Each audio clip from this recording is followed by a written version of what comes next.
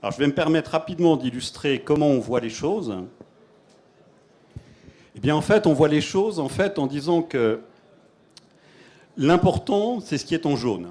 L'important, ça va être de mettre en forme l'information de manière à ce qu'elle soit utilisable par les applications que vous utilisez au quotidien. Donc, on va prendre quelques exemples.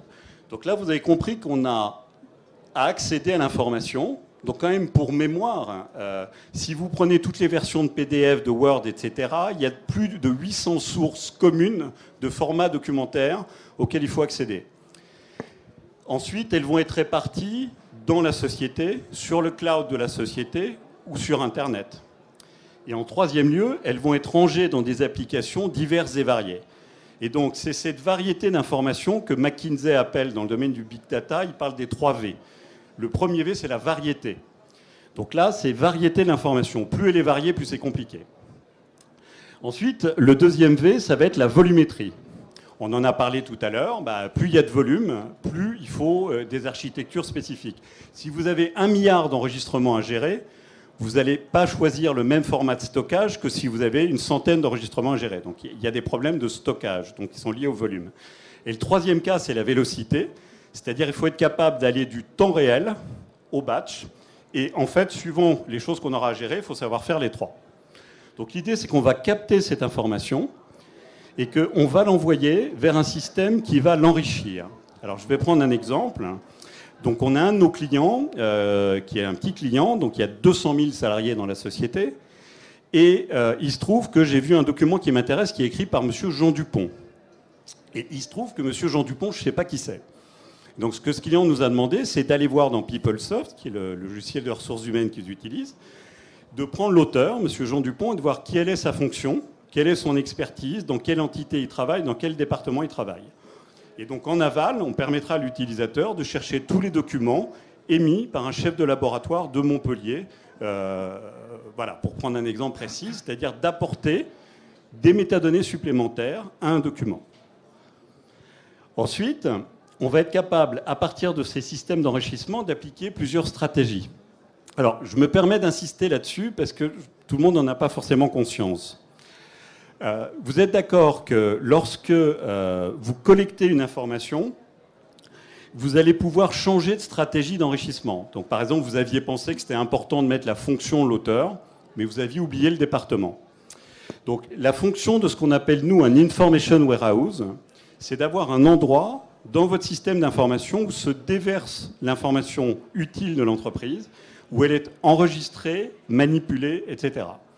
Le deuxième avantage de ce type de solution, c'est qu'avec les outils sociaux dans l'entreprise, ce que j'appelle les outils de réseaux sociaux dans l'entreprise, un document va être annoté, commenté, enrichi, transformé. Et donc le cycle de vie d'un document, il va être beaucoup plus long. Et une infrastructure agile comme celle-là va permettre de tirer parti de l'utilisation et des modifications qu'ont apporté les utilisateurs. Ce qui fait qu'au moment de le rechercher, on pourra dire « je veux le document émis par un chef de laboratoire de Montpellier qui a été le plus commenté dans ces 3 dernières semaines ». Et donc c'est par ces systèmes d'enrichissement qu'on arrive à faire en sorte aujourd'hui, dans des systèmes d'information, de répondre en quelques clics à la question qui est posée par l'utilisateur et qui va être de dire « donnez-moi le document que je cherche ». Parce qu'au final, c'est quand même ça le débat. On va prendre un autre exemple dans le domaine de la veille. Donc, imaginez-vous, dans le domaine de la veille, que vous êtes un magazine de vente par correspondance et vous avez la joie d'avoir mis une photo d'un homme nu derrière un maillot pour enfants. Vous êtes quelque part un petit peu embêté et votre service de veille va être spammé par 400 000 articles dans la journée. Or, c'est bien la même information, on est bien d'accord, c'est la même information. Et bien, un système sémantique va pouvoir dire... Voilà, il y a un fait qui est apparu sur Internet et de le qualifier, c'est-à-dire photo problématique sur Internet, et de ranger tous les articles dessous. Donc au lieu de vous trouver spammé par 400 000 articles qui vont vous arriver dessus, on va vous dire il y a un événement qui est apparu, et cet événement, est-ce que vous voulez voir le détail des articles qui se rapportent à l'événement, et on donnera accès aux articles. Donc c'est pour ça que le big data, si vous voulez, ce sont des stratégies dans lesquelles vous avez besoin d'une infrastructure qui va vous permettre de créer le bon scénario par rapport à la typologie de l'information et à la typologie de l'utilisateur. Alors sur la suite, je vais aller assez vite parce que j'ai l'impression que j'ai pas mal pris mon temps. Donc l'idée, elle est résumée ici. Donc j'ai un document qui arrive, et à l'instar d'un Trivial Pursuit, je vais appliquer certaines stratégies d'enrichissement d'informations. Extraire Orange et garantir qu'Orange est bien la société ou la ville ou la couleur.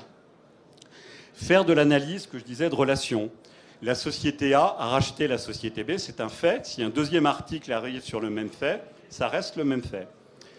Catégoriser, plan de classement. Eh bien, tous ces documents parlent de finance, ils parlent de marketing, ils parlent d'écologie, ils parlent de développement durable. Enrichissement référentiel, l'auteur, sa fonction, la société pour laquelle il travaille. Annotation, c'est tout le collaboratif autour de l'information qui permet d'enrichir.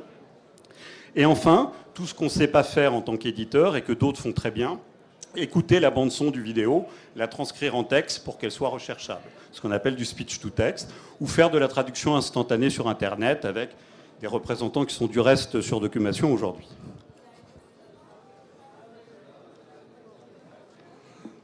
Donc, voilà en gros ce que je voulais vous décrire. Je ne sais pas où j'en suis de mon temps de parole, 2 minutes, donc je ne finirai pas les autres slides. Donc, si je peux résumer mon intervention, la vision que nous avons aujourd'hui, c'est que la stratégie de gestion de l'information dans une entreprise eh bien, est en train de vivre les mêmes moments qu'a vécu la base de données au moment de l'apparition du data warehouse et de la business intelligence il y a quelques années. C'est-à-dire, en fait, c'est les mêmes problèmes et quelque part, c'est le même chaudron à la fin. C'est-à-dire la seule manière de faire en sorte qu'une donnée soit utilisable, c'est que techniquement, on ait préparé cette donnée à son utilisation ultérieure. Et pour ça, je prendrai un dernier domaine, c'est dire, de mon info warehouse, il y a des gens qui nous demandent d'alimenter un index. Bon, nous, on est open source, et donc on s'appuie sur Solar, Lucene Solar, et on offre un service de recherche pour retrouver l'information.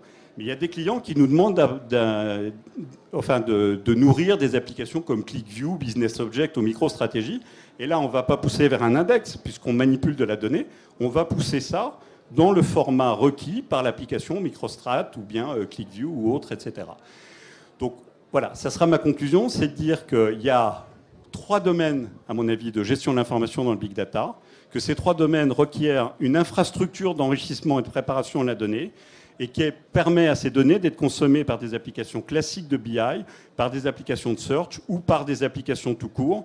Par exemple, on pourrait très bien nourrir SAP avec le ratio de satisfaction des users du helpdesk ou au travers des emails qu'on a reçus. Voilà, je suis désolé, c'est un peu rapide sur un sujet aussi vaste. J'aurais aimé avoir plus de temps et je vous remercie de votre